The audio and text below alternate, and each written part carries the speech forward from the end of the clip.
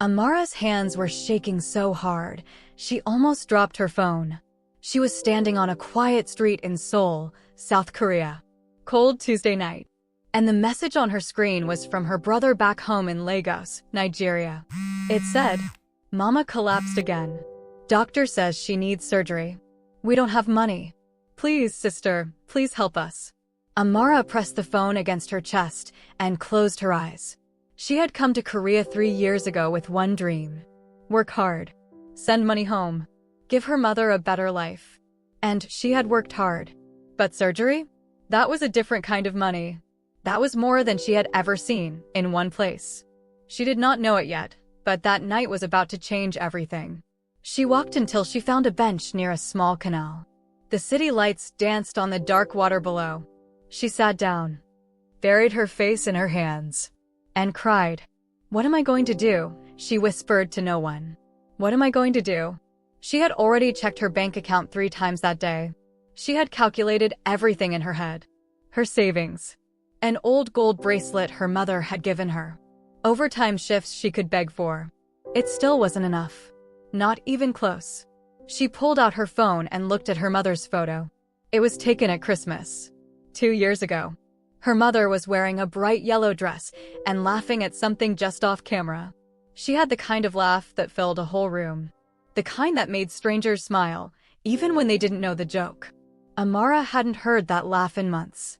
"Please, Mama," she whispered. "Please hold on. I'm trying. I promise I'm trying." She didn't realize she had spoken out loud. She didn't realize that someone was listening. His name was Joon. He was a junior doctor, walking home after a 12-hour shift. Tired. Hungry. Head down against the cold wind. He would have kept walking. Except, the sound of her crying stopped him. It wasn't ordinary crying. There was something in it that felt different. It was the sound of a person carrying something much too heavy. And Joon, who spent his days around pain, recognized it immediately. He stopped. He walked slowly to the bench and stood a respectful distance away. "Excuse me," he said quietly. "Are you okay?" Amara looked up, startled, eyes red. "I'm fine," she said quickly. "Sorry. I'm fine." Joon didn't believe her. Anyone could see that. But he didn't push. He simply said, "Would you like some company? Or I can leave." Either is okay. There was something about the way he said it. Without pressure. Without expectation. That made her guard come down, just a little. "You can sit," she said softly. "If you want." He sat at the other end of the bench. Left space between them. For a moment, neither of them spoke. They just looked at the dark water below. Then he asked gently, "It's a difficult night?" Amara let out a long, shaky breath. "My mother is sick. Back home in Nigeria. She needs surgery and She stopped. Pressed her lips together. "I don't have enough money." Joon didn't say "I'm sorry" the way people do when they're not really listening. He asked, "What kind of surgery?" "Heart. Cardiac." "I'm a doctor," he said simply. "Not a heart surgeon. But I know a little." He paused. "Would you like to talk about it?" Sometimes, when things feel overwhelming, breaking them into smaller pieces helps. For the first time since she got the news, Amara felt like she actually understood what was happening to her mother. Then Joon said something that no one else had thought to say all evening. "Tell me about your mother." He paused. "Not the money. Tell me about her." Amara blinked. Nobody had asked her that. Everyone had been talking about the problem. Nobody had asked about the person. So she told him. About the yellow dress. About the egusi soup that could be smelled from 3 houses away. About the mother who worked 2 jobs to pay school fees, and on the day Amara got into university, could not speak.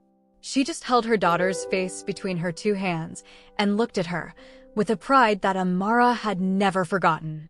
And never would. "She sounds extraordinary," Joon said. "She is," Amara whispered. "She's my whole world." Before he left, Joon wrote his number on a small piece of notepad paper and handed it to her. "My name is Joon. If anything gets worse, call me." "Amara," she said. "My name is Amara." "Amara," he repeated, like he was making sure he had it right. "Go home. Sleep. Things will look different in the morning." She walked home that night, feeling slightly less alone than she had been an hour before. 3 days later, Amara's phone rang. It was her brother. His voice was shaking so much she could barely make out the words. Amara, the hospital called. Someone paid for Mama's surgery. All of it. The full amount. They said it was anonymous. Amara, who paid it? Who paid it? Amara sat very still on her kitchen floor. She heard her brother's words. She understood them. And yet, she could not move. She reached slowly into the pocket of her coat, still folded on the chair by the door. The small piece of notepad paper was still there. She dialed the number. Joon answered on the second ring. Hello? Joon. Her voice broke on his name. She swallowed. And tried again. Joon, was it you? A pause. Not a guilty pause. More like a thoughtful one. How is your mother? He asked. She's having the surgery next week. Someone paid for all of it. Another pause. Then, very quietly. Good. That's very good news. Joon. Amara. Was it you? He didn't answer immediately. When he did, his voice was gentle and firm at the same time. I'm a doctor. I believe in people getting the care they need. That's all. That's not an answer. No, he agreed quietly. It's not. A tear slipped down Amara's face. I don't have words for something this big, she whispered. You don't need words, he said. Just let me know she comes through the surgery well. That's all I want. If you're feeling this story in your heart right now, just tap that like button. And drop a comment below. Tell us your city, your country. Where in the world are you watching this from? We love hearing from you. The surgery went well. 6 weeks later, Mrs. Ngozi Obi stepped off a plane at Incheon International Airport in Seoul, South Korea. A brand new lease on life.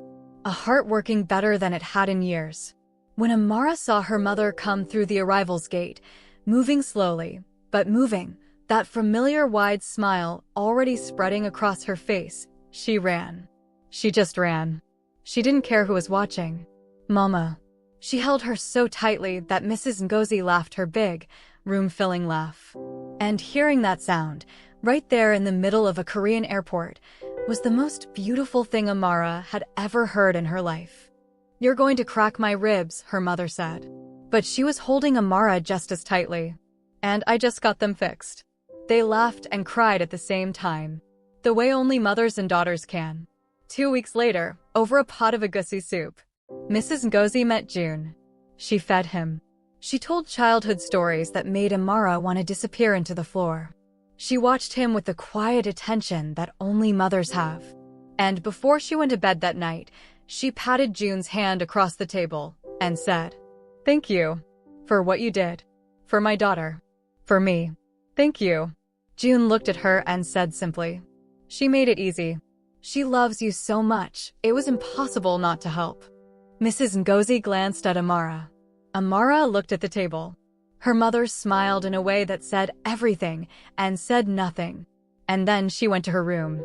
In the quiet after, Amara and Joon sat across from each other at the small dining table. I've been thinking about you, Joon said softly. More than I probably should. Why more than you should? He smiled. The first fully open smile she had seen from him all evening. Because I kept telling myself, she's been through something hard. She doesn't need complications. She doesn't need me getting ideas. And now? And now your mother just looked at me like I'm already in trouble. He paused. And I think she might be right. Amara laughed. For the first time in months, it was the kind of laugh that came all the way from the bottom of her. I don't know where this goes, Joon said gently. I just know I want to find out. If that's okay with you. Amara looked at him for a long moment. This quiet man who had stopped on a cold night. Who had sat on a bench and listened. Who had asked about her mother as a person and not a problem. It's okay with me, she said softly. It's very okay with me. From the next room, very faintly, they heard Mrs. Ngozi Obi humming to herself. A song Amara had known since she was small. The one her mother sang when she was happy. Neither of them said anything about it. But both of them were smiling. Sometimes, the kindest thing a person can do is stop. Stop walking. Stop rushing. Stop telling themselves they are too tired, too busy, too small, to make a difference. Joon stopped. He sat down. He listened. And in doing so, he didn't just save a mother's life. He changed two people's stories forever. Kindness is never wasted. It always finds its way home. Thank you so much for being here till the very end. If this story touched something in you, hit that subscribe button. We share stories like this every week. Real stories. Human stories. And we'd love to have you with us. Drop a comment right now and tell us where you're watching from. Your city. Your country. We read every single one. And it means the world to us. See you in the next story.